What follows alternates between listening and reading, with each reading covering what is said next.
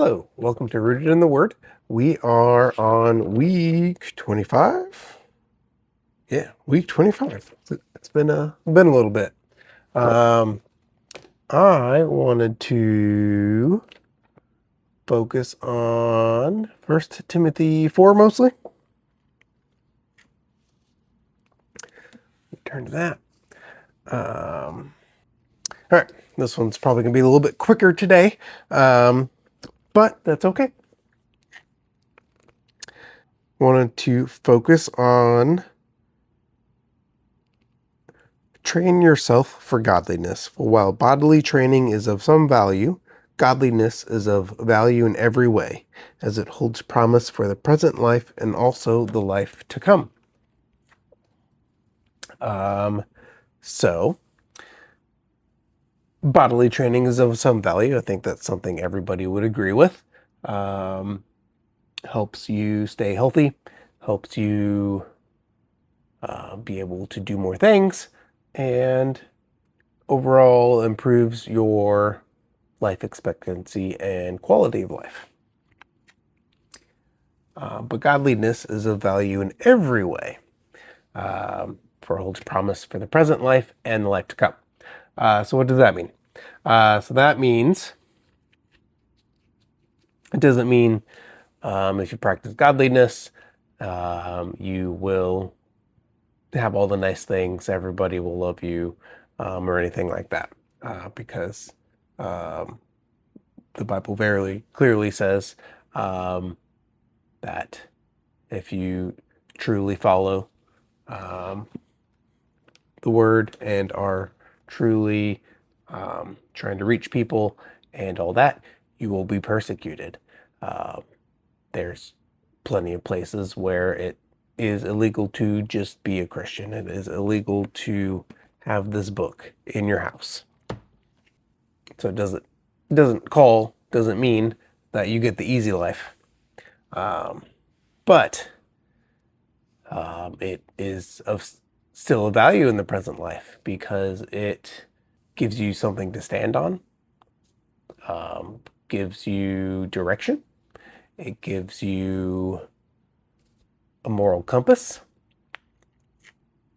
generally keeps you out of prison. If you aren't in at least a country where it's illegal to be a Christian, then following all the Christian tenets generally keeps you out of prison. You're following the laws, at least, and also holds that promise for the life to come. You'll be rewarded in heaven for your godliness on that. But what is godliness? So that is, we're going to flip back a couple weeks in our reading to Colossians 3:12.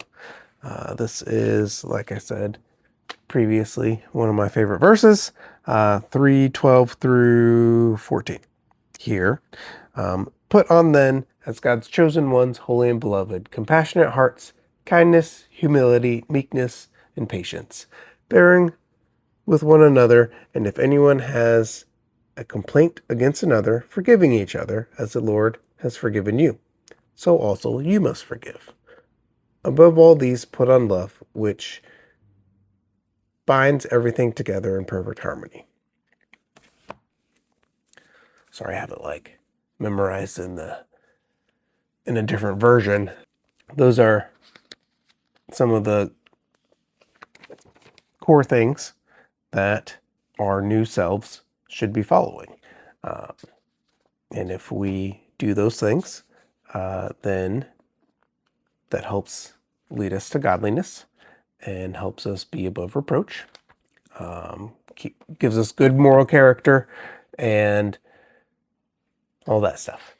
And then when we go a couple chapters later, so in chapter 6 of this week's reading, godliness with contentment is great gain. For we brought nothing into this world, and we can bring nothing out. or we cannot take anything out of the world. But if we have food and clothing with these, we will be content.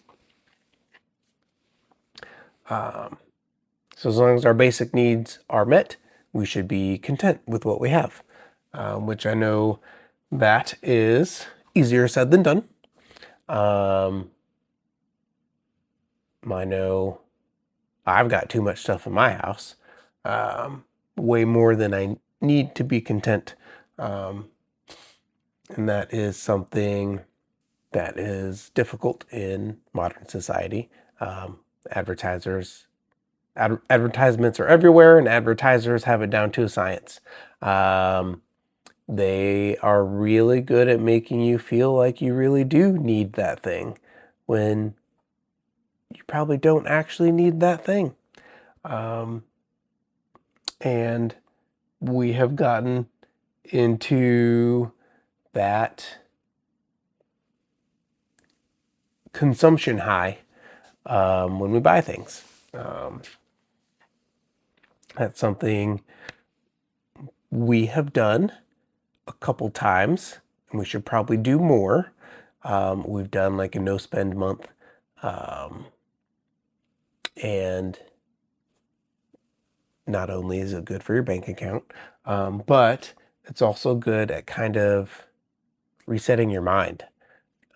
Breaking that consumption cycle makes you think about your purchases more, makes you actually evaluate whether you actually do need that thing or whether it would actually bring value to your life, or is it just something that is the new shiny object and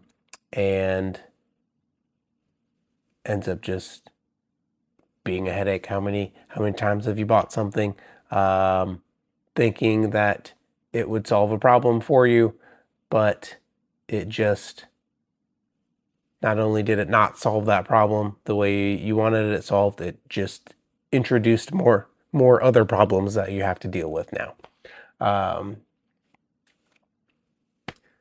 So that's where being content with what you have can help a lot. Gives you more freedom, actually, because now you're not a slave to your desires on consuming this, that, or the other. Buying this because you really feel like you need it. When you're content with what you have, you can be happier. Who's richer? The man that has everything, or the man that wants nothing? Type of thing there. You can have all the stuff, but you're always going to be wanting to buy more stuff.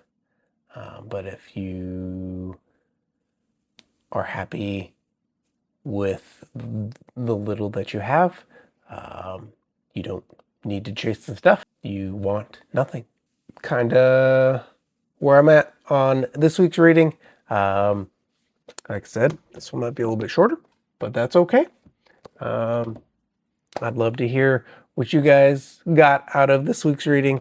As always, love God, love people, and have a good day, night, morning, whatever. Have a good one.